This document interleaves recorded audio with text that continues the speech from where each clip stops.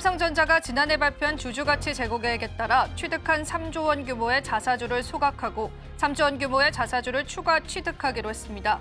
이에 삼성전자 주가가 소폭 상승세를 나타내고 있습니다. 18일 삼성전자는 3조 437억 원 규모의 자사주를 소각한다고 공시하기도 했습니다. 국내 로봇 기업과 소프트웨어 업체가 참여하는 K-휴머노이드 로봇 연합이 정부 주도로 출범합니다. 인간형 로봇을 일컫는 휴머노이드 로봇은 생성형 인공지능의 뒤를 이을 혁신 기술로 주목받으면서 해외 선도국에서 점차 상용화 단계로 접어들고 있습니다. 전해의 전쟁을 본격화한 미국과 대결하겠다는 것으로 풀이되고 있습니다. 대명 소노그룹이 TA항공 최대 주주인 예림당과 TA항공 지분 인수 협상에 나선다는 소식에 TA항공과 대명 소노시즌과 예림당 등 관련주가 장 초반 약세를 나타냅니다. 특히나 대명 소노그룹은 12%의 급락 양상을 보이면서 관련 주가의 흐름들을 주목해 보셔야 될 것 같습니다.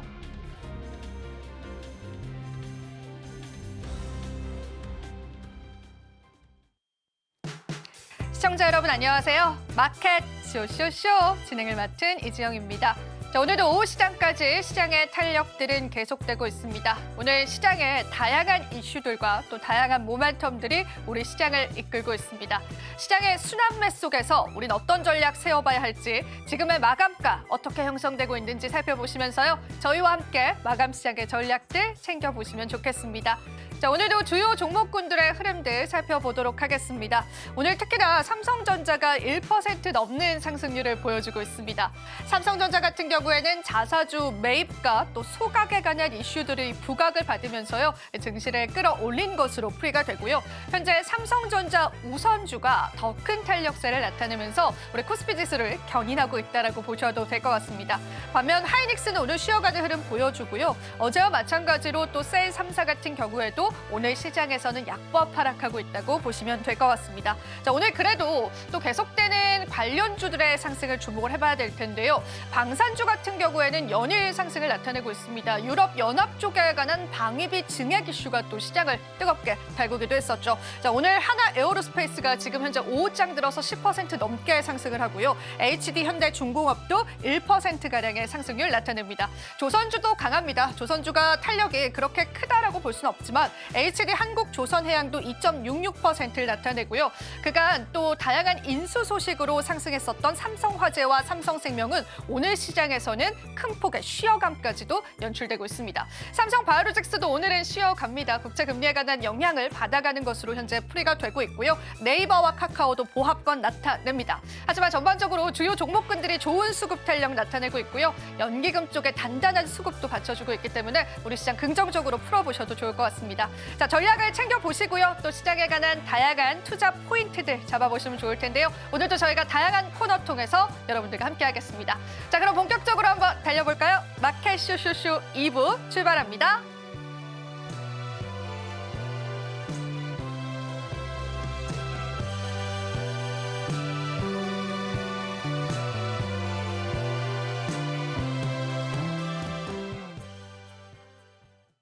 마감 시장도 저희와 함께 해보시죠. 자, 오늘 함께 해주실 분 소개해드리겠습니다.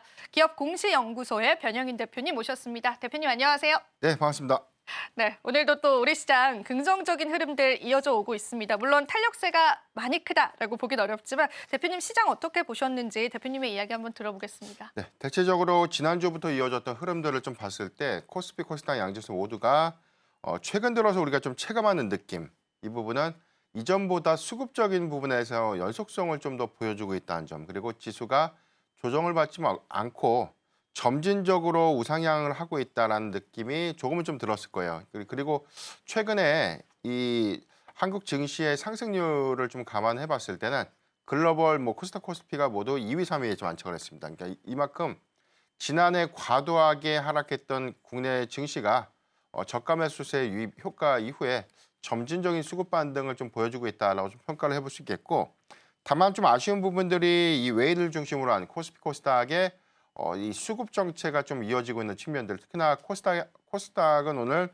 코스피가 양매수 동반 매도세가 좀 보여주고 있는데, 지금 현물에서는 양시장의 매도세가 좀 나오고 있지만 선물 시장의 매수세가 좀 유입된 점, 특히나 오전장 대비해서 오후장에 외인의 매도세가 좀 축소됐다는 점들은 좀 다소 좀 긍정적이다라고 볼 수 있겠고, 코스피의 경우에는 지금 4거래일 연속 외인이 매도세를 좀 보이고 있는데, 이런 부분들에 관련된 수급 정체들은 다소 좀 아쉬운 부분이긴 하지만, 전체적으로 봤을 때 지금 거래 대금이 좀 증가되고 있고 증시 예탁금이 소폭 증가세를 좀 보이고 있다는 점들은 전반적인 수급 기조가 좀 완화되고 있다라고 좀 볼 수 있기 때문에, 관건은 외인의 수급 정체가 완화되는 구간, 외인이 매도가 아닌 본격적인 어떤 매수세로 좀 전환될 수 있는 그런 시그널이 확인이 좀 된다면, 국내 증시의 단기적인 어떤 상승폭이 조금 더 확대될 수 있는 점을 좀 고려를 해봐야 될 것 같다라고 좀 말씀드리겠고요.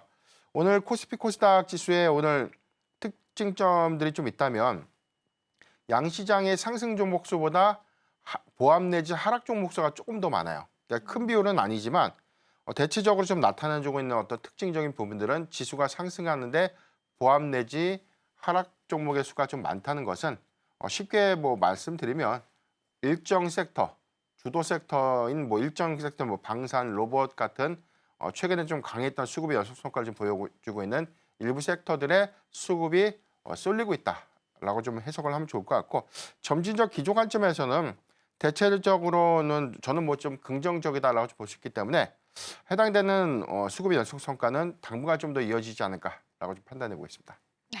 수급의 연속성이 지금 시점에서 중요할 것 같은데요. 그래도 좀 긍정적으로 수급의 연속성은 체크해 주셨습니다.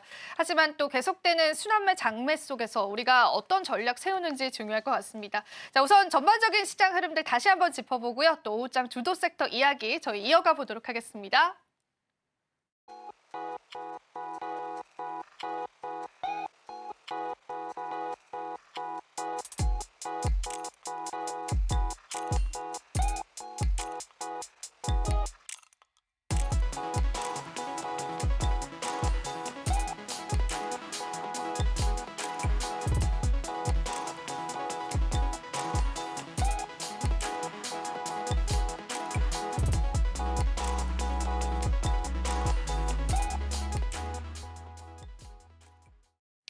네, 오늘 시장 흐름 속에서 저희가 어떤 섹터에 집중을 해보면 좋을지 대표님과 이야기 나눠볼 텐데요.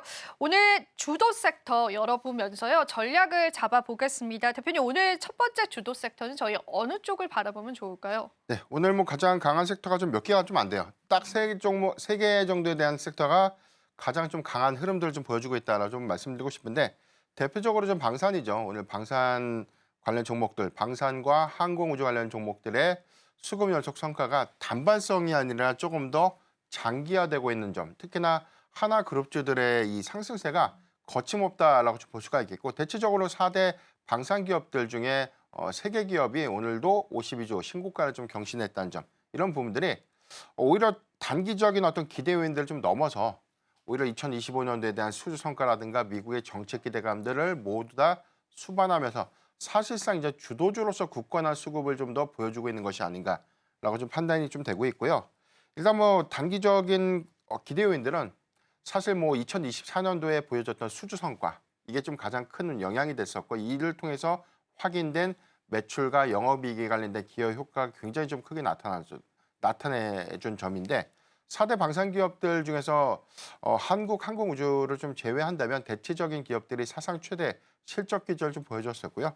한국 항공우주의 경우에는 뭐 실적의 기대치를 상회는 했지만, 오히려 일단 납기에 관련된 어떤 이슈들은 사실 우려할 수 있는 어떤 요인들이라기보다는 일단 납기가 좀 지연되면서 매출 실적으로 좀 반영되지 못했던 그런 부분들이기 때문에 크게 아쉬운 부분들이 좀 아니었다라고 좀 볼 수 있겠고, 이런 부분들은 2025년도에 관련된 수주가 좀 상향될 수 있는 기대 요인들, 그리고 상반기에 이어질 수 있는 본격적인 추가 수주, 그리고 또 뭐 신규라든가 기존 수주를 좀 더 배가시킬 수 있는 그런 요인들을 좀 기대해 보면 좋지 않을까라고 좀 판단되고 있습니다. 네, 오늘도 강한 방산주입니다. 사실 저희가 또 중동 최대 방산 전시회에 또 참가를 했었던 하나그룹의 부회장 이야기도 뉴스로 거론이 되기도 했었는데, 이 하나그룹의 워낙 이제 실적도 좋고 추가 수주 가능성도 있다라는 건 시장 참여자들이 이미 아는 부분인데, 여전히 시장에서는 매수의 기회가 있을까라는 부분에서는 좀 많이들 두려워하시는 것 같습니다. 그런 기조로 봤을 때는 어떻게 보실까요? 우선 우리가 뭐 전력기기, 그다음에 뭐 최근에 방산, 그다음에 원전으로 좀 이어질 수 있는 최근에 거침없는 좀 수급의 연속성을 좀 보여주고 있는 그런 섹터들의 공통적인 점들은 수주가 증가될 수 있고 실적이 따라와주고 있는 부분. 물론 이제 원전은 약간 뷰가 좀 다르지만 조선과 방산 같은 경우는 특히나 전력기기 업체들이 오히려 이 실적으로 좀 증명이 됐던 그리고 수주 연속 성과들 그다음에 업황이 유지가 되는 그런 기대 요인들로 인해서 주가가 지속적으로 좀 우상향을 했다는 그런 점들을 좀 감안했을 때 이유 있는 상승이다라고 볼 수 있겠고 일단 뭐 중동 최대 전시회 IDX 2025에 지금 참가를 좀 현재 하고 있죠. 4대 방산 기업들이 모두 다 참가를 해서 해당되는 뭐 새로운 어떤 무기 체계를 좀 공개하거나 제품을 부스에 뭐 시연하는 그런 부분들인데 작년에 폴란드에서 열렸던 뭐 MS표 2024 폴란드에서 개최된 뭐 가장 큰 유럽권에서 이 방산 전시회에서도 기대 요인들이 좀 될 수 있었던 그런 부분들은 주요국들이 참가를 하고 실질적인 무기 형태를 보고 이게 구매로 좀 이어질 수 있는 부분들, 즉 수주의 연동 성과로 좀 이어질 수 있는 그런 기대 요인들이 좀 있기 때문에 중동이라는 시장이 이스라엘과 하마스의 어떤 전쟁 이후에 지금 현재 휴전 상태이긴 하지만 리스크가 완전히 좀 완화된 것은 아니죠. 그리고 이로 인해서 확인됐던 부분들이 미사일 방어 체계가 필요하다는 부분, 그리고 여기서 중동 각국들이 군비를 이제 증강시켜서 방어 체계를 좀 구축해야겠다. 공격형이라는 어떤 부분들보다는 우리도 군비를 증강시켜서 방어적인 어떤 측면에서 무기 도입을 고려를 좀 해야 되겠다. 이런 부분들이 작년도 하반기에 성과로 좀 이어졌던 점들을 좀 감안해 보면 이번 방산 전시회는 단순하게 새로운 무기를 공개한다 이런 의미를 좀 넘어서 어떤 국가들이 어떤 무기에 관심을 갖는가 그리고 이 부분이 수주의 연속 성과를 좀 이어질 수 있는가 이런 부분들이 중요한 관전 포인트가 좀 되지 않을까라고 좀 판단되고 있습니다. 네. 방산 관련한 전시회에서 또 우리나라 기업들의 활약도 현재 또 다양한 뉴스로 보도가 되고 있습니다. 긍정적인 흐름으로 전반적인 맥락을 보시는 게 좋지 않을까 싶은 그런 의견이셨는데요. 여기에서 또 한 가지 여쭤보고 싶은 건 오늘 또 유럽 증시에서 방산, 방위주들이 또 움직였습니다. 그 이유와 연유들 그리고 그로 인한 우리 국내 기업들과 국내 증시의 시나리오들도 조금 언급해 주실 수 있을까요? 네, 우리가 한 작년 하반기까지만 하더라도 방산주가 많이 올랐을 때 나왔던 이야기가 너무 과도하게 올랐다. 그리고 군비 증강에 관련된 그런 부분들이 지정학적 리스크가 완화가 되면 오히려 방산주의 경우에 악재가 좀 되지 않을까. 단기적인 실적이 둔화될 수 있고 수주의 연속 성과가 좀 더 정체되지 않을까. 그런 이야기들 계속해서 좀 나왔는데 제가 그때도 좀 강조드렸던 포인트가 트럼프 대통령이 현재 앞으로 이제 정책이 좀 현실화되는 그런 관점에서 아직 시장의 화두가 좀 되지 않았던 각국의 방위비 분담 증가 요인들 이 부분이 이제 현실화가 됐다는 것이죠. 그래서 유럽의 경우에도 지금 러시아와 우크라이나의 어떤 종전 관련된 어떤 협의를 유럽을 패싱하고 미국이 러시아와 단둘이서 해당되는 어떤 종전을 좀 논의해서 마무리하겠다라는 어떤 기조가 강하다 보니까 여기서 이어질 수 있는 부분들 특히나 뭐 강경하게 좀 발표됐던 메시지들이 앞으로 나토가 유럽을 좀 지켜라. 그러니까 우리가 더 이상 나토에 해줄 게 없다. 뭐 이런 좀 강경한 기조들이 전반적인 어떤 방위비 증액으로 좀 이어질 수 있는 그런 부분들이기 때문에 GDP 규모에서 한 2%대로 좀 설정되고 있는 이 전반적인 어떤 방위비가 많게는 한 3%에서 한 5% 정도 증가될 수 있는 그런 기대 요인들은 여기서 군비 증강과 좀 맞물리면서 방산 기업들의 충분한 좀 수혜가 좀 될 수 있겠고 가장 큰 수혜를 볼 수 있는 국가는 좀 단연 뭐 미국이 좀 되겠죠. 다만 우리 국내 이 K방산이 사실 해외에서 보여줬던 어떤 지상 무기에 관련된 파급력들, 그다음에 뭐 유도 미사일의 성능들을 좀 감안했을 때는 충분히 우리 방산주의 경우에도 낙수 효과로 좀 이어질 수 있는 그런 기대 요인들을 주목을 좀 해봐야 될 것 같고 이런 우려감들이 사실 어제 뭐 미국 증시가 좀 쉬어가는 구간에서 유럽 증시에서 방산 섹터가 좀 강하게 상승하게 된 그런 좀 배경으로 좀 작용하지 않았나라고 좀 볼 수 있겠지만 앞으로 러시아와 우크라이나의 전쟁이 끝난다고 하더라도 러시아가 좀 유럽의 입장에서 위협이 될 수 있는 요소들은 얼마든지 잠재적 리스크로 좀 남아있다는 관점에서 동유럽 주요 국가들에 대한 군비 증강들은 뭐 줄어들 가능성은 없다고 봐요. 오히려 좀 증가되면 증가될 수 있는 요인들을 더 고려해야 되지 않을까라고 좀 판단하고 있습니다. 네, 좋습니다. 저희가 또 방산 관련해서는 고점 부담감이 있기도 하지만 계속 우리가 또 전반적인 시장 흐름들과 또 안보적인 흐름들을 체크를 해본다면은 방위비 증액은 사실상 불가피하다라는 전문가들의 의견도 많습니다. 그런 기조에서 여러분들이 방산 관련한 기업들의 흐름들 살펴보시면 좋으실 것 같습니다. 자, 그러면은 저희가 두 번째 섹터로 한번 이야기를 나눠보겠습니다. 오후장을 주도했었던 두 번째 섹터 이야기를 나눠볼 텐데요. 오늘 또 두 번째로는 어떤 섹터들 좀 주목을 해보면 좋을까요, 대표님? 네, 오늘도 좀 강한 섹터 중에 하나가 또 로봇이죠. 로봇주가 최근에 좀 강했던 부분들, 일부 기대 요인들이 레인보우 로보틱스의 오히려 지분 확대로 인해서 삼성의 자회사 편입이 좀 발표되고 나서 이 부분이 사실 수급적 관점에서 좀 트리거가 좀 됐다가 계속해서 수급은 AI 기업들에 대한 로봇 투자 확대로 좀 이어졌던 부분들이 충분한 기대 요인이 돼서 주가 좀 굉장히 좀 단기간 좀 급등을 했었죠.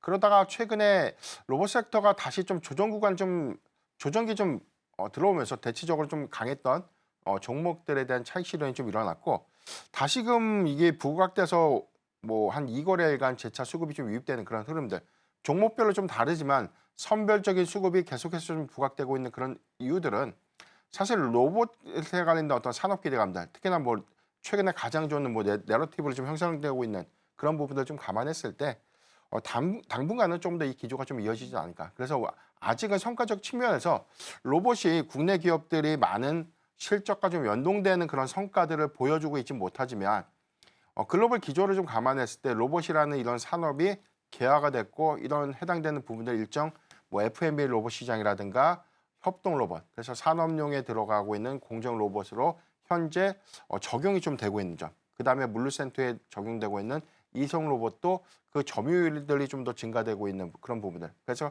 종국적으로는 뭐 휴머노이드형에 대한 로봇에 관련된 개발 니즈까지 좀 더 전해지면서 오히려 이런 기대감들이 각각의 어떤 유형별로에 대한 모멘텀이 좀 되지 않았나라고 좀 판단되고 있고요. 종목적으로 좀 봤을 때는 오늘 상한가에 안착했던 종목들과 일부 종목들에 대한 갭 차이가 좀 계속해서 좀 나타나주고는 있는데 이 부분은 단기적으로 어떤 지분 투자 이슈와 좀 맞물리면서 개별적인 이슈로 인한 동일 섹터 내 수급도 양극화가 좀 이루어지고 있는 측면이 되지 않을까라고 보고 있습니다. 네, 사실 오늘 부각받은 섹터가 많진 않았지만 정부의 정책 관련한 그런 섹터군들에도 영향을 받아가는 모습이 보여졌거든요. 사실 오늘 로봇 관련주들도 K로봇 연합군에 관한 이슈가 좀 장 초반부터 부각이 됐었습니다. 그러면은 정부 측에서 이 K로봇 연합군을 출범했었던 배경과 또 그게 우리 증시에 긴 관점에서는 어떤 영향력을 줄 수 있을지도 한번 대표님께서 짚어주실 수 있을까요? 네. 해당되는 정책 기조는 작년 상반기부터 좀 이어졌던 것 같아요. 특히나 정부에서 좀 강조했던 것들 중에 하나가 로봇 기술의 국산화 비율을 좀 높여야 된다는 것. 그래서 내재화율이 현재는 한 15%에서 한 25% 정도밖에 안 됩니다. 이 말은 뭐냐면 로봇을 생산하는 데 있어서 여기에 들어가는 모든 부품의 75% 정도는 외국에서 사온 부품을 조립하는 형태로 좀 이루어졌다는 점. 이 부분에 대한 차이가 좀 있겠고요.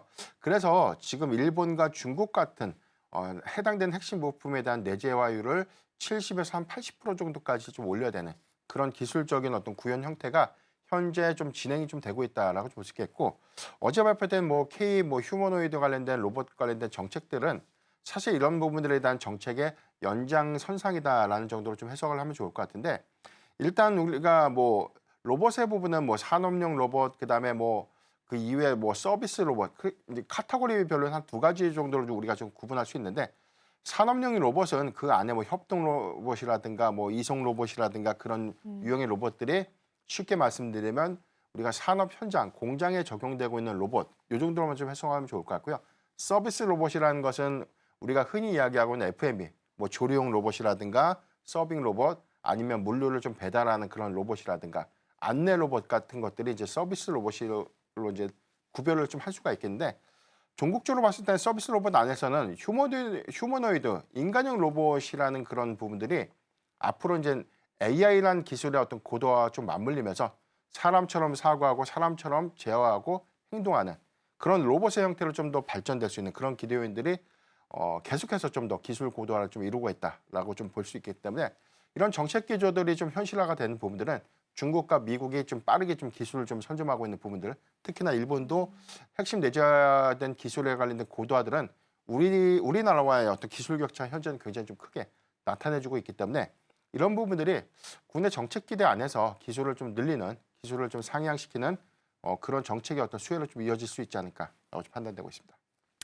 사실 앞으로 산업적으로 봤을 때도 이 로봇의 활용도는 어마어마합니다. 특히나 방산 쪽과의 융합도 기대가 되고요. 실제로 이러한 부분들이 반영이 되기도 있죠. 자, 그렇다면 대표님, 이 고실적 기대가 되는 적용처가 있을지도 좀 궁금합니다. 이 부분 방산과 엮여서 생각을 해봐야 될까요? 아니면 로봇 독단적으로도 고실적을 기대해 볼 수 있을까요?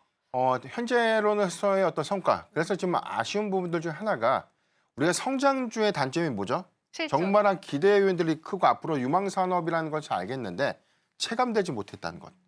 아직은 기술이 좋고 이 부분이 상용화가 됐을 때 정말 많은 돈을 벌 수 있겠다는 생각을 하고 그런 기대감이 주가에 많이 반영이 되고 있지만 실적이 그를 현재는 좀 따라오지 못하고 있기 때문에 실적적인 측면에서는 아직 협동 로봇, 산업용 로봇의 성과를 좀 나타내주고 있는 그런 종목들 위주로 주가의 어떤 희비가 좀 달라지고 있다는 점을 좀 기억을 하면 좋을 것 같고요. 특히나 국내 이 로봇주의 경우에는 아직도 뭐 소형주 관점에서는 핵심적인 기술의 관점보다는 1차원적인 어떤 기술적인 부분이라고 봐요.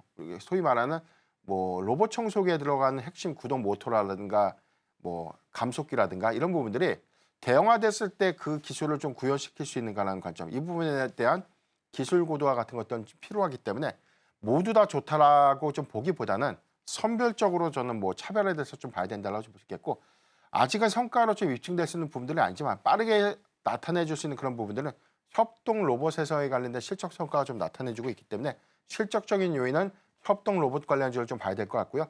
휴머노이드는 당장에 뭐 실적과 연동될 수 있는 부분들로 주목하기보다는 기술 성과, 그래서 국산화 부품률에 대한 내재화를 얼마만큼 많이 늘렸는지 또는 해당되는 한국형 휴머노이드 로봇을 어느 기업이 가장 빠르게 구현해낼 수 있는지 그리고 여기에 구현되는 밸류체인이 갖고 있는 종목들은 어떤 것들이 있는지 이렇게 저희는 역추적해서 종목에 대한 어떤 투자 접근을 좀 다르게 좀 가져가야 되지 않을까라고 볼 수 있기 때문에 대체적으로 보면 뭐 레인보우 로보틱스라든가 두산 로보틱스가 사실상 좀 대장이 될 수밖에 없다라고 좀 말씀드렸습니다. 네, 좋습니다. 5장 주도 섹터 저희가 살펴봤습니다. 저희는 다시 한 번 더 내용 정리하고요. 잠시 후에 다시 돌아오겠습니다.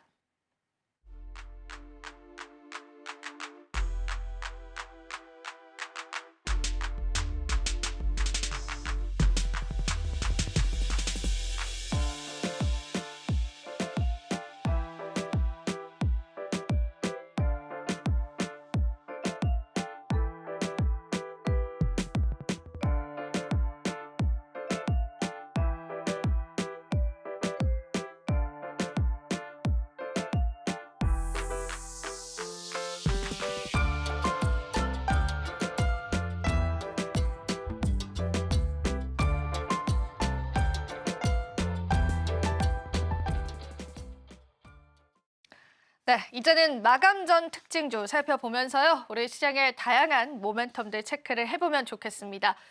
그러면은 저희가 첫 번째로 마감 전 특징주로 대표님과 이야기 나눠볼 그런 기업은요. ABL 바이오인데요. 이중항체 관련 기업입니다. 사실 오늘 전반적으로 제약바이오주가 좋지는 않지만은 이쪽에 관한 탄력세는 붙는 모양입니다. 어떻게 보실까요, 대표님께서? 네, 개별 성과에 관련된 기대감들이 좀 부각이 좀 됐었죠.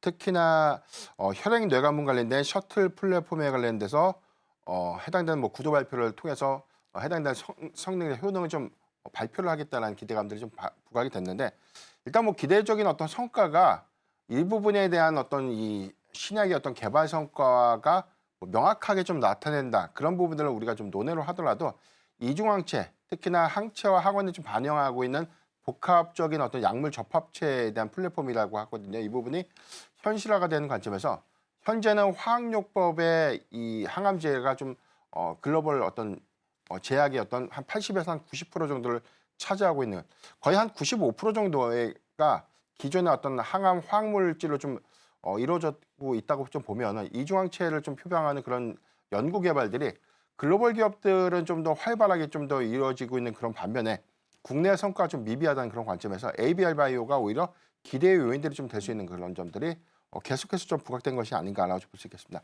다만 우리가 좀 판단해서 봐야 될 것들은 4월 달 그리고 5월 달로 이어지고 있는 학회 이벤트를 계속해서 주목해 봐야 될 것 같은데 4월 같은 경우는 AACR, 미국 암학회가 있고요. 그다음에 5월에는 아스코, 미국 임상종양학회가 좀 예정되고 있는데 암학회와 임상종양학회와의 어떤 차이점들은 기존에 4월에 뭐 발표된 어떤 학회들은 새로운 어떤 플랫폼, 앞으로 추가적으로 연구하게 된 어떤 이 신약에 대한 방향성을 좀 제시하거나 앞으로 우린 이런 약물로 개발을 하겠습니다라고 좀 발표를 하는 것이고 5월 달의 경우에는 기존의 이 주력 파이프라인에 관련된 연구 성과들을 발표를 해서 향후에 뭐 라이선스 아웃에 관련된 기대 요인들이나 아니면 다음 임상 단계에 관련된 돌입 내지는 시판 허가라는 신약의 시판 허가라는 어떤 관문에 좀 돌입될 수 있는 그런 기대 요인들을 우리가 주목해 볼 수 있기 때문에 ABL 바이오의 경우에는 이중항체에 관련된 다양한 어떤 파이프라인에 대한 성과를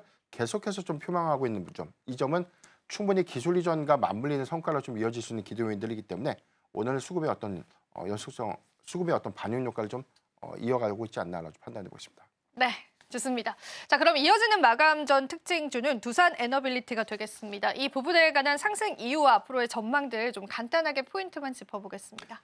네, 두산 에너빌리티에 대한 오늘 상승세, 특히나 오늘 52주 신고가를 좀 경신하는 그런 모습들 보여주고 있는데 일단 원전에 관련된 노이즈가 주말 새 좀 있었어요. 폴란드에서 해당되는 원전의 수주가 무산될 수 있다라고 했는데 마치 타이틀만 보면 우리나라가 체결했던 수주가 계약이 좀 불발된 것처럼 좀 오인될 수 있는데 2022년도에 좀 체결됐던 LOI죠. 이 부분은 법적인 구속력이 전무한 그런 계약이기 때문에 이 부분에 관련된 확대 해석은 좀 지양을 해야 된다라고 좀 언급드릴 바 있었고요. 이 부분이 이번 주 특히나 뭐 내일 좀 발표될 제11차 전기본 수정안건에 대한 국회 보고를 좀 앞두고 있기 때문에 국내에서 활성화될 수 있는 어떤 수주 연속 기대감 그리고 3월에 체코 원전에 관련된 수주 기대감과 미국의 정책 기대감을 좀 내포할 수 있는 SMR 프로젝트가 사실상 두산 에너빌리티의 수혜로 좀 이어질 수 있는 그런 긍정적인 측면들을 좀 고려해 보면 저는 계속해서 수주 성과로 맞물리는 어떤 이 수급의 연속성은 주목을 좀 해봐야 되지 않을까라고 좀 판단해 보겠습니다. 네, 오늘 또 에너지 3법한 이슈도 받아가는 두산 에너빌리티였습니다. 계속되는 수주 연속성도 체크해 보시면서요. 시장을 다각화해서 여러분들이 전략 챙겨보시면 좋겠습니다. 자, 그리고 저희 마감 이후의 코너가 있습니다. 이슈 TMI 시간 준비되어 있는데요. 오늘 이슈 TMI 시간에서는요. 유리기판 관련해서 조금 더 자세히 살펴보면서 그 안에서 어떤 투자 전략들 세워볼 수 있을지 저희가 같이 깊이 있는 이야기 나눠보도록 하겠고요.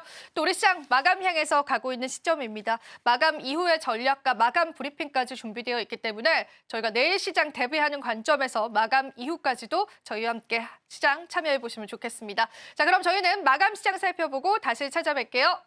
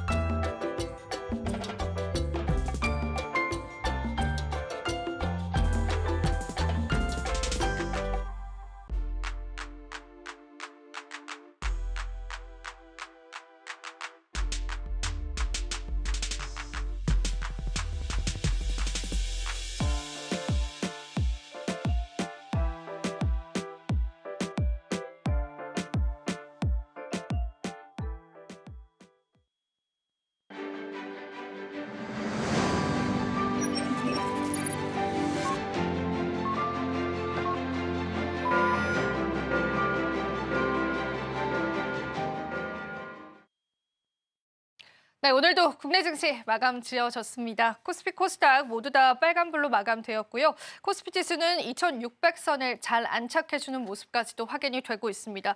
수급적으로 체크를 해보자면 외국인 쪽에서 그래도 매도 물량을 줄였다라는 부분에서 우리 시장의 탄력세를 오후장까지 이어가지 않았을까 싶고요. 거기에다가 선물 계약은 4,700계약 넘게 나왔습니다. 자, 이 부분 때문에 시장을 바라보는 방향성 자체는 좀 긍정적으로 해석해 볼 수 있겠습니다.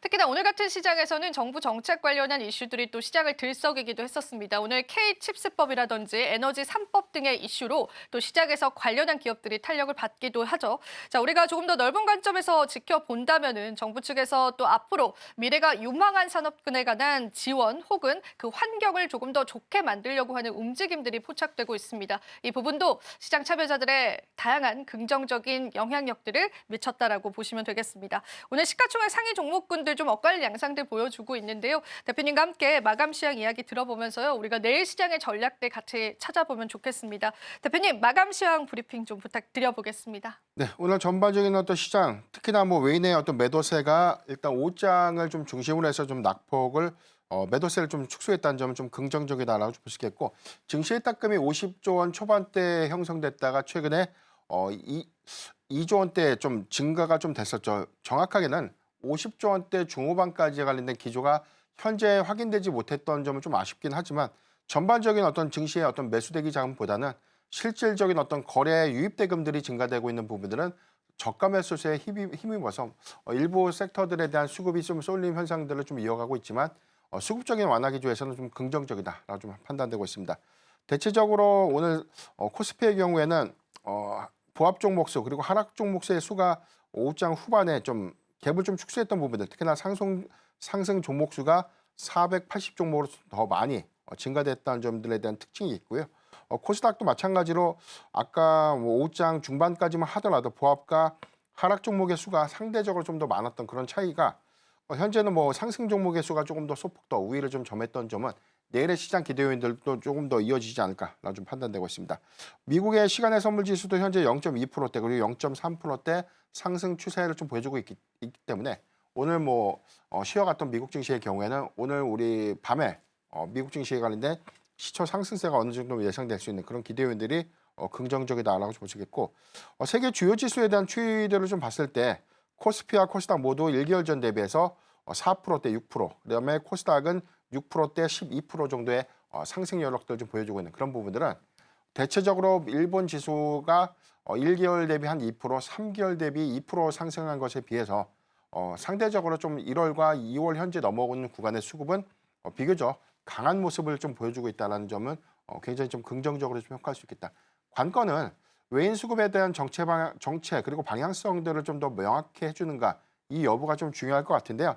수급의 어떤 관망 심리 부분들은 관세 정책에 관련된 불확실성 요인들이 일부 좀 남아있다는 점, 특히 내일 발표를 앞두고 있는 미국의 1월 FOMC 의사록 관련된 어떤 이슈가 좀 더 시장의 어떤 관망세로 좀 이어질 수 있는 부분들이 있겠지만 상당히 저는 좀 선반영됐다라고 볼 수 있겠습니다. 매파적 기조는 이미 좀 확인이 됐었고 3월의 금리 동결의 가능성들은 98%까지 좀 높아진 그런 점. 다만 우리가 확인될 수 있었던 부분들은 지난주 발표된 미국의 소매 판매 지표가 좀 둔화됐던 그런 흐름들은 오히려 우리가 5월 달에 매파적인 어떤 금리나 기조보다는 인플레이션 지표가 좀 더 완화되는 어떤 시그널들을 포함해 준 상태에서 소매가 둔화되는 그런 모습들을 보여준다면 정책은 다소 완화될 수 있는 어떤 기조를 보일 것인가 이 여부도 중요한 체크포인트가 좀 되지 않을까라고 판단해 보겠습니다. 네. 외국인의 수급 여부도 살펴보셔야 될 것 같고요. FOMC 회의로 결과 발표 이후의 시장의 흐름들도 살펴보셔야 될 것 같습니다. 자, 그렇다면은 저희가 우리 시장에 지금 2,600선을 잘 안착을 해주면서 많은 희망론들이 있습니다. 2,700선 다시 볼 수 있을까? 이런 또 희망이 시장에 있기는 한데요. 더 갈 수 있을까 여기서 아니면 쉬어갈까? 그런 관점에서 봤을 때는 대표님은 어떻게 보실까요?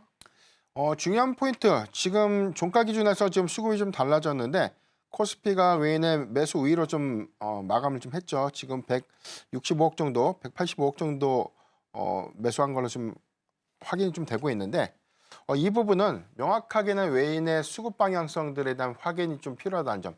관세에 관련된 노이즈들은 아직까지 좀 남아는 있지만 상당수 트럼프 대통령의 협상용 카드라는 점을 감안했을 때 시장의 충격도가 그렇게 이전보다는 좀 더 강하지 않는 그런 점들 좀 감안을 해봐야 될 것 같고요.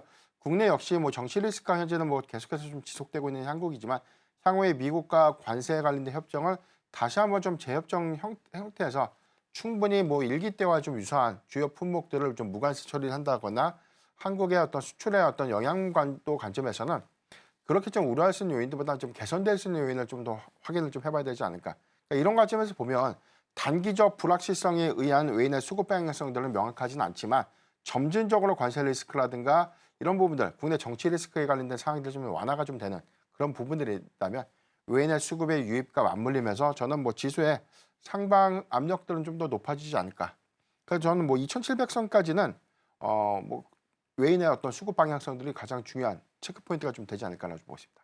그래도 긍정적으로 또 시장 바라봐 주십니다. 물론 우리가 또 해결해야 할 과제들이 시장에 있기는 하지만은 그래도 2,700선까지는 갈 수 있는 가능성이 있다. 좋게 들리기는 하는데요. 대표님, 저희가 또 이런 이야기도 나누지 네. 않았습니까? 최근에 주요 증시의 상승률 중에서 어떤 나라가 가장 좋았는지, 또 우리나라는 몇 위 정도였을까요? 우리 증시가 최근 집회에서는 뭐 코스닥이 2위, 코스피가 3위로 좀 나와요.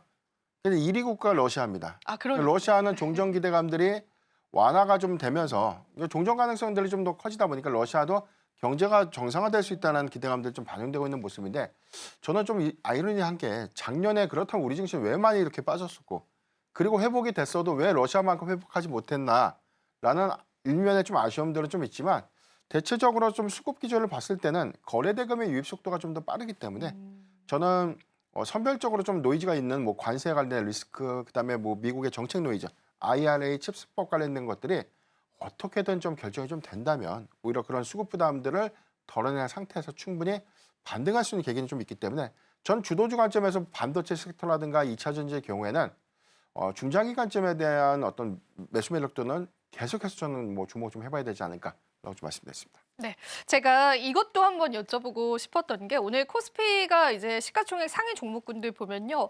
사실 삼성바이오로직스랑 LG에너지솔루션이 굉장히 근소한 차이입니다. 1조가 되지 않는 시가총액 차이를 나타내고 있는데 이 시가총액 상위 종목군들이 의미하는 바들도 사실은 있기도 하고 2차 전지 쪽에 관해서 이제는 이제 바닥 구간을 지났다라는 그런 이야기들도 또 있긴 한데 만약에 이 두 기업이 3위와 4위 자리를 놓고 네. 어떤 시나리오 펼쳐지게 될지 산업적으로 좀 엮어서 말씀해 주실 수 있을까요? 네, 삼성바이오로직스가 3위에 안착하게 된 부분들, 이 부분은 단연 실적, 2024년도에 보여줬던 정말 실적에 관련된 기업 효과가 좀 굉장히 인상적이었던 부분들이 2025년도에 오공장에 관련된 램프업이 시작되는 하반기부터 저는 본격적으로 이 외형 가치는 더 반영이 돼야 된다고 봐요. 사실 삼성바이오로직스가 100만 원대를 회복한 것을 좀 뭐 이전에도 강조를 했던 것처럼 이미 좀 달성을 좀 이미 좀 돌파를 좀 했어야 되는 구간이었고 현재 구간들은 향후의 어떤 수준 성과가 좀 맞물리면서 외형 가치에 대한 반영을 시작하는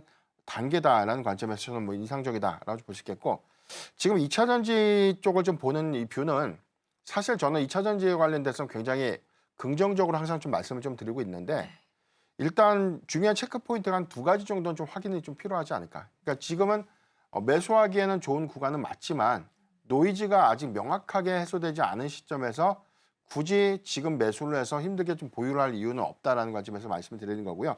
첫 번째는 IRA 관련된 정책 불확실성. 그러니까 이런 부분들은 전체적으로 좀 폐지를 언급하는 것은 아니지만 수정 가능성이 좀 있다는 부분들은 칩스법에 관련된 이런 내용들, 특히나 미국의 투자라든가 고용과 맞물리면서 이런 부분들에 관련된 세액공제 부분들은 재협상에 관련된 부분들의 어떤 필요성을 좀 감안했을 때 1차 노이즈가 좀 될 수 있고 두 번째의 경우에는 유럽이 CO2에 관련된 배기가스 배출 규제가 올해 좀 시행이 됩니다. 이 부분이 현재 독일과 뭐 체코가 반대를 하고 있어요. 그러니까 페널티에 관련된 이 부과가 너무 과도하다라는 어떤 이슈 때문에 이 부분이 3월에 EU 정상회의에서 해당된 의제로 좀 논의가 좀 됩니다. 그렇다면 과연 올해가 시행이 되는 것인지 아니면 시행을 전제로 해서 페널티를 좀 면제하는 흐름으로 타입을 할 것인지 이 부분이 관건이기 때문에 2가지 체크 포인트를 좀 감안했을 때 저는 3월 정도까지는 조금 더 노이즈의 연속성들을 좀 확인해 봐야 되지 않을까라고 좀 말씀드렸습니다. 네. 전반적으로 저희가 또 시장 바라보면서 체크해봐야 할 체크 포인트들 한번 이야기를 나눠봤습니다. 자, 그럼 이슈 TMI 시간 준비가 되어 있는데요. 자, 오늘 또 내일 시장, 앞으로의 시장을 준비하기 위해서 어떤 이슈에 집중을 해보면 좋을지 같이 이야기를 나눠보겠습니다. 이번에도 대표님께 부탁을 드려볼게요. 오늘 이슈 TMI 어떤 이슈에 저희가 좀 집중을 해볼까요? 네, 이번 주에 가장 큰 행사가 하나 있습니다. 바로 19일 날 내일 개최되고는 세미콘 코리아 2025 국내 최대 반도체 전시회죠. 이 전시회를 좀 앞두고 있으면서 대체적으로 반도체 섹터, 특히나 반도체 소부장주에 대한 관심도가 좀 높아질 것이다라고 보고 있고, 최근 수급기죠. 이번 주에 우리가 흐름들을 좀 봤을 때는 CXL 디램에 관련된 상용화 기대감들이 일부 좀 부각이 됐던 점, 특히나 소캠 같은 차세대 반도체 기술에 관련된 기대감들이 재차 좀 부각이 되면서 선별적으로는 약간 섹터별 수급의 어떤 양극화들은 좀 있었지만 대체적으로 반도체 소부장 종목들의 수급이 좀 유입되는 그런 모습들을 좀 보였고, 이번에도 가장 큰 관심을 좀 받을 수 있는 이 소재 부분들은 단연 좀 유리기판이 좀 되지 않을까라고 좀 보셨기 때문에 반도체 섹터 안에서 유리기판 관련 소재 내지는 장비주들의 흐름을 좀 더 지켜보자라는 관점에서 좀 준비를 해봤고요. 일단 이번 전시회는 역대 최대 규모로 좀 진행이 된다고 합니다. 한 500여 개 기업들이 참여를 좀 하는데, 여기서는 단순하게 해당되는 장비라든가 소재를 좀 공개하기보다는 칩 메이커사들이 참여를 하게 되고, 여기에 관련된 투자라든가 관련된 어떤 계약을 좀 매칭하는 그런 어떤 전시회이기 때문에 오히려 그런 기대요인들이 다른 칩 메이커사들이 국내에 좀 방한을 해서 해당되는 기술이 고도화된 그런 장비라든가 소재에 관련된 관심도가 좀 커질수록 적용 효과 관점에 관련된 기대요인들이 좀 될 수 있고요. 두 번째는 삼성전자와 AMD 그리고 어플라이드 머티리얼즈 그리고 시놉시스 같은 그런 기업들이 기조연설을 좀 하게 되는데, 여기서 신기술을 공개하는 부분들, AI 관련된 산업 전략, 반도체에 관련된 기술 공개 관련된 전략들이 어떻게 좀 이어질 수 있을까, 이 부분도 좀 중요한 관전 포인트가 좀 되지 않을까라고 보고 있습니다. 삼성전자가 좀 공개되는 기술도 좀 기대될 수 있는 부분들인데, EUV 신기술이 있고요. 디램의 미세화 기술, 그리고 하이브리드 본딩에 관련된 기술, 이런 것들이 공개가 좀 된다면 연속해서 연동되는 이런 장비주들의 흐름들과 좀 연결될 수 있는 그런 포인트들이 좀 있겠고, SK하이닉스의 경우에는 차세대 EUV 기술, 그리고 HBM의 적층 기술, 그리고 3D 디램에 관련된 개발 성과를 좀 공개하는 그런 부분들이기 때문에 SK하이닉스의 한 밸류체인을 구성하고 있는 소부장 종목들이 과연 어떤 장비와 좀 매칭이 좀 될 수 있는가, 그러니까 이런 부분들도 중요한 좀 체크 포인트가 좀 되지 않을까라고 좀 보고 있습니다. 대체적으로 장비주들에 대한 신규 장비 공개가 좀 많이 이루어질 것 같은데, 여기서는 우리가 하이브리드 본딩 장비 같은 것들, 그다음에 HBM 기술이 고도화를 좀 이루는 그런 부분들은 미세화 공정이라고 해서 우리가 선단 공정에 좀 투입되고 있는 미세화 공정 장비가 얼마만큼 상향된 성능을 좀 보여줄 것인가, 이 부분도 좀 중요한 포인트가 좀 될 것 같고요. 소재 부분들에 대해서는 역시나 유리기판이 좀 될 것 같은데, 일단 SKC가 올 이제 하반기부터 부분 양산이 좀 돌입을 좀 하게 되죠. 아직 적용되고 있는 기판의 대량 양산 현재 구현하기는 좀 어려운 부분들 좀 있지만, 점진적으로 이 검사 장비라든가 공정용 장비가 계속해서 좀 개발되고 있고, 이 부분은 시 양산 과정에서 먼저 좀 선제적으로 좀 투입되는 그런 수주의 향후 성과들로 좀 이어질 수 있는 부분들이기 때문에 TGV 장비 같은 그런 종목들은 계속해서 좀 관심 있게 좀 봐야 되지 않을까라고 좀 말씀드렸습니다. 좋습니다. 우리가 세미콘 코리아를 앞두고 관련해서 또 시장의 모멘텀이 시장을 부각받을 수 있다는 거 살펴봤는데요. 전반적으로 쭉 살펴주셨습니다. CXL이라든지 유리기판 관련해서도 시장에 어느 정도의 발표가 있을 경우에는 그 부분에 따른 탄력도 예상이 된다라고 보셨는데, 일단은 우리가 오늘 주목해 볼 건 유리기판 쪽입니다. 그럼 대표님께 이 글로벌 빅테크 기업들의 유리기판에 관한 사업 현황이 어떤지 보고 싶고, 그 안에서 국내 기업들의 경쟁력이 있는지도 체크를 해보면 좋을 것 같고요. 더 나아가서 SK와 삼성전자의 현 위치도 같이 한번 이야기를 부탁드려봐도 될까요? 네네.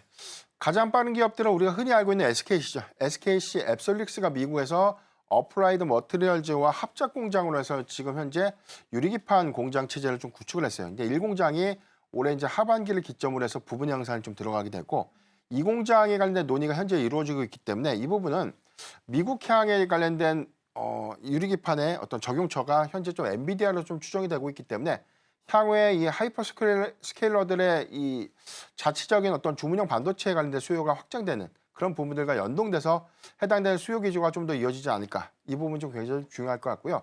두 번째는 삼성전기가 후속주자로서 지금 이제 올해 연말에 시제품 양산 체제를 좀 구축하겠다는 좀 공언을 좀 했죠. 이 부분에 대해서 가시적인 성과는 상반기보다 하반기에 좀 본격화될 것이다라고 좀 판단되고 있는데 삼성전자가 삼성전기의 이런 기술 개발 운영 효과를 같이 좀 공유해서 삼성전자가 좀 주도할 수 있다는 최근에 어떤 보도가 좀 있었죠. 이 부분은 아직 전반적인 어떤 소재에 좀 들어가는 것보다는 패키징용 유리기판이라고 좀 언급을 했던 그런 부분들은 반대쪽 공정용 안에 들어가고 있는 유리기판의 어떤 대량화 관점에서 삼성전자가 만약에 이를 좀 주도한다면 시장의 어떤 전반적인 파급력을 좀 감안했을 때는 굉장히 큰 효과로 좀 이어지지 않을까라고 좀 판단되고 있습니다. LG노텍의 경우에는 아직 구체화된 유리기판에 관련된 양산 체계를 좀 구축하지 못했지만 역시나 하반기를 좀 기점으로 해서 파일럿 제품에 관련된 양산 체제를 구축하겠다고 좀 언급을 했기 때문에 국내 경우는 한 3개 기업들이 현재 유리기판에 관련된 사업 성과를 좀 내고 있다라고 좀 볼 수 있겠고 외국 기업의 경우에는 인텔 같은 기업들 2030년까지 대량 양산의 목표를 좀 보여주고 있기 때문에 인텔의 경우에는 자국 소유와 좀 맞물리는 그런 부분이기 때문에 기술적인 격차 부분에서는 현재는 SKC 앱솔릭스가 좀 가장 빠른 그런 부분들을 좀 감안했을 때 일단 점유 격차는 SKC 앱솔릭스를 좀 필두로 해서 좀 달라지지 않을까라고 좀 판단되고 있습니다. 좋습니다. 글로벌 빅테크 기업과 함께 나란히 어깨를 견주어도 우리 국내 SKC는 압도적으로 또 앞서고 있다는 부분들이 있습니다. 하지만 또 기술력이라는 건 언제 따라잡힐지 모르는 부분이기 때문에 계속 지켜봐야 될 것 같은데 일단은 SK 그리고 LG 그리고 삼성전자까지 3파전이 좀 예상이 됩니다. 새로운 경쟁 구도가 될 것 같아요. 이 유리기판 기술력과 상용화를 누가 빨리 앞당기느냐. 네. 이러한 경쟁 구도 계속 될 텐데 어떻게 보실까요, 대표님? 경쟁 구도 관점에서 현재는 SKC가 가장 빠르기 때문에 SKC는 역시 SK그룹과 맞물리는 밸류체인 안에서 확장성을 좀 보여줄 수 있을 것 같고 삼성전자의 경우에는 지금 삼성전기를 양산 체제를 구축하는 공장으로 좀 지정을 할 것 같아요. 제 생각에는 삼성전자가 좀 개발을 좀 주도하고 양산에 관련된 외주 생산은 삼성전기가 좀 이를 수행할 수 있는 가능성이 좀 높다라고 좀 볼 수 있기 때문에 이 부분이 역시나 삼성전자에 관련된 밸류체인을 좀 구성할 수 있는 가능성. 그렇다면 LG노텍의 경우에는 여기서 양산된 유리기판을 어떻게 좀 구현을 할 것인가. 그렇다면 저는 그 해당되는 수요처는 중국이 좀 되지 않을까. 그러니까 이런 관점에서 좀 해석을 해봐야 될 것 같고요. 뭐 미국의 코닝이라든가 뭐 독일도 역시나 유리기판 관련된 부분들에 대한 기판 연구를 하고 있기보다는 소재죠. 유리기판에 이제 글라스를 구현하는 그 유리 소재를 좀 개발하고 있는데 이 부분은 여기에 인쇄회로를 좀 세우는 기술과는 좀 다른 괴이기 때문에 전반적인 어떤 소재는 강화 유리보다 좀 더 내열성들이 좀 더 강하면서 무게감들을 좀 더 낮추는 그런 효과들이기 때문에 독일과 미국의 코닝 같은 그런 기업들의 경우에는 소재 관점에서 좀 달라질 수 있는 부분들. 기판에 관련된 회로를 삽입하고 이를 양산화해서 기판으로 좀 양산 체제를 만드는 것과는 좀 차이가 좀 있기 때문에 이런 부분들은 향후에 구체적인 대량 양산 체제의 관점에서 그런 밸류체인들은 좀 더 달라지지 않을까라고 좀 판단해 보겠습니다. 좋습니다. 유리기판의 현 주소 저희가 잘 체크해 드렸습니다. 자, 오늘 다양한 이야기 나눠봤습니다. ECTMI에 함께 하셨다면 내일 시장도 든든하실 것 같습니다. 자, 오늘도 좋은 말씀 주신 대표님 고맙습니다.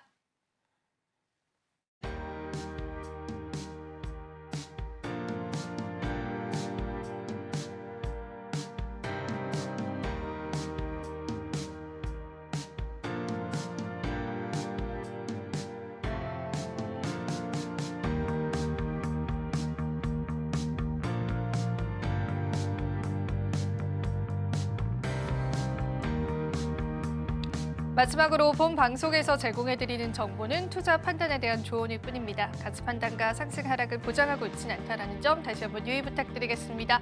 자, 저희는 여기서 물러가 보도록 할게요. 내일 시장에서 또 찾아뵙겠습니다. 시청해주신 여러분 고맙습니다.